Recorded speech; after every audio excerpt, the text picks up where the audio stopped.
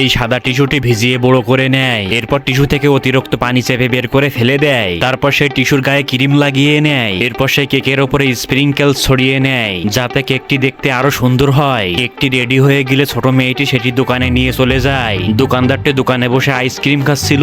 তখন মেয়েটি এসে বলে এই কেকটির পরিবর্তে আমাকে একটি সাদা কেক দিবে। তখন দোকানদারটি বলে ঠিক আছে, আমি তোমাকে এখনই একটি সাদা কেক দিচ্ছি। দোকানদার সাদা কেকটি আনতে চলে যায়। তখন ছোট মেয়েটি সুযোগ পেয়ে কিছু চিপস খেয়ে নেয়। এরপর দোকানদার সাদা কেকটি নিয়ে আসলে ছোট মেয়েটি সেটি বাড়িতে নিয়ে চলে আসে। তারপর ছোট মেয়েটি সাদা কেকটুকু সব খেয়ে ফেলে। এরপর ছোট মেয়েটি আরো একটি সেরকম দেখতে সাদা কেক বানিয়ে ফেলে। এই সাদা নকল কেকটি দোকানদারটিকে ফেরত দেবে। এরপর এই দোকানদারটি সেই নকল কেকটি খাওয়া শুরু করে। দোকানদার বুঝতে পারে ছোট মেয়েটি তাকে নকল কেক দিয়েছে। দোকানদার তখনই নকল কেকটি নিয়ে মেয়েটির কাছে চলে আসে এবং সাদা কেকটি নিয়ে চলে যায়। দোকানদার বুঝতেই পারলো না মেয়েটি তাকে আবারও ঠকিয়েছে।